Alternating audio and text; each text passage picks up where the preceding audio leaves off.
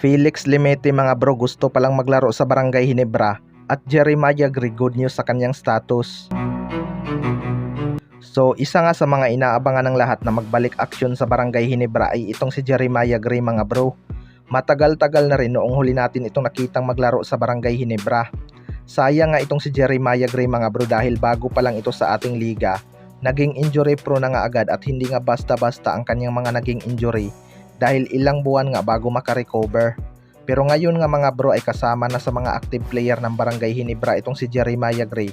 Pero sa naunang 4 na laro nga ng Barangay Ginebra, no sign nga nagagamitin na siya ni Coach Timcon. Pero good news nga sa kanyang status mga bro dahil pwede na nga daw itong maglaro anytime kung ipapasok siya ni Coach Timcon. Malaking bagay talaga sa spacing itong si Jeremiah Gray mga bro dahil shooter nga ito beyond the arc. Tapos may height advantage pa sa kanyang position. Pero kung titingnan natin ang lineup ng Barangay Ginebra, napaka-loaded nga ng kanilang guard position mga bro. Kaya mahihirapan pa talaga si Coach Timcon maisingit itong si Jeremiah Gray sa kanyang rotation. Pero kung bababa sa 3 itong si Jeremiah Gray, baka may chance pa dahil hindi naman ganun kalalim ang kanilang wingman. Pwede nga siyang maging kapalitan ni Brownlee or Holt kapag nagpahinga sila. Pero dahil sa ganda ng kanilang inilalaro, malabo pa talaga itong magamit. Sa kabilang banda naman mga bro, Felix Limete gusto pala sa Barangay Ginebra.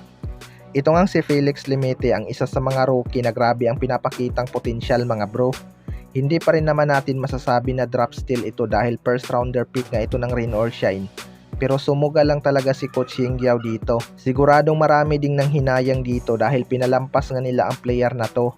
Hindi naman kasi siya gaya sa ibang rookie na college disc pa lang. Matunog na nga ang pangalan dahil sa Sweden nga ito naglaro. Mas maganda nga ang kanyang naipapakitang performance kaysa kay RJ Abarrientos. Grabe nga ang lakas ng loob nito mga bro at napaka-shooter din talaga ng player na to. Kahit rookie pa lang laki nga ng tiwala ni Coach Yingyao sa kanya. Pero ayon nga sa source mga bro ay dream team daw talaga nitong si Felix Limete ay ang Barangay Ginebra. Well, para sa akin mga bro, marami naman talagang player ang nangangarap na makapaglaro sa isang crowd favorite team na Barangay Ginebra. Pero kung si Coach Timcon ang nag-drop sa kanya, matagal pa talagang mailabas ang kanyang potential or baka bigla na lang masayang ang kanyang talent dahil kilala naman natin si Coach Timcon na walang tiyaga mag-develop ng mga rookie. Maliban na lang siguro kung Malaskati Thompson ang kanyang impact. Mas bagay nga ang laro ni Felix Limete sa Rain or Shine mga bro na walang mga superstar dahil nabibigyan nga siya ng minuto at pagkakataon na mailabas ang kanyang potensyal. Malaki nga ang chance nitong mag-rookie of the year.